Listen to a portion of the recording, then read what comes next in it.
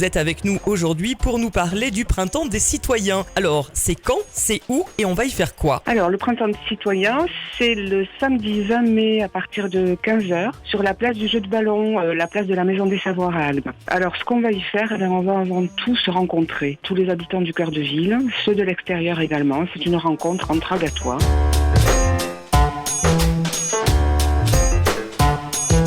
Notre but premier, pouvoir parler avec les habitants, dialoguer avec les habitants, recueillir un maximum d'informations, recueillir leurs paroles. Alors nous avons créé un questionnaire qui était très simple, de façon à ce que tout le monde puisse y répondre et en même temps donc leur proposer une journée ludique. Ateliers pour enfants, jeux de bois, spectacle flamenco, tout ça. Nous avons fait appel aux associations du cœur de ville. Nous avons contacté également la Maison des Savoirs qui a tout de suite adhéré au projet et qui nous a proposé de faire des ateliers à l'intérieur de la Maison des Savoirs et à l'extérieur en installant un stand sur notre événement. Et fin d'après-midi, nous avons offert un goûter à tous les enfants.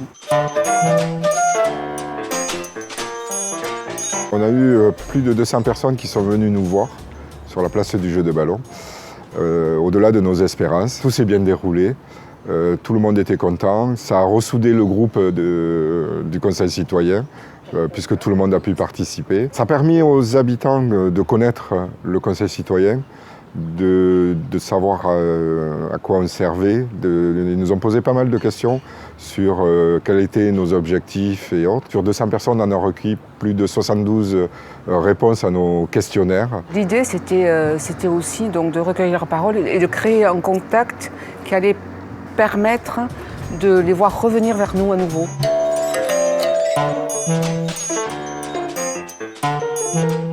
Lors d'une réunion, on s'est demandé comment recueillir la parole des habitants.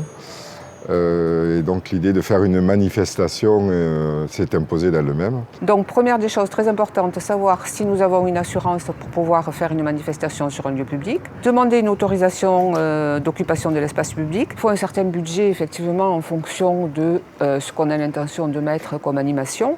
D'où l'intérêt de se rapprocher des associations pour faire des partenariats avec le milieu associatif, ce qui permet de limiter les frais. Il faut créer les visuels. Nous avons fait un appel à projet dans le cadre des appels à projets qu'on peut faire donc auprès de la ville, de l'agglo, etc. Et on nous a accordé une subvention de 1 000 €.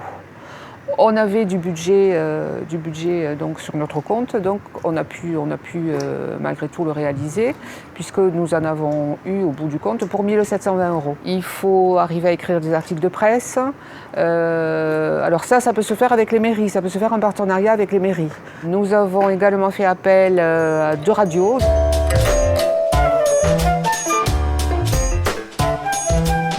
Les contenus d'activité ont été importants parce que ça a permis aux parents de laisser leurs enfants jouer, puisqu'il y avait des jeux en bois, des jeux ludiques qui étaient mis en place. Donc les enfants ont pu être occupés et nous, de l'autre côté, on pouvait s'occuper des parents et discuter avec les parents sur l'amélioration du cœur de ville, qu'est-ce qu'ils souhaitaient le plus pour que le cœur de ville s'améliore. Je pense que ça a réussi parce que les gens sont venus passer un petit moment sympa.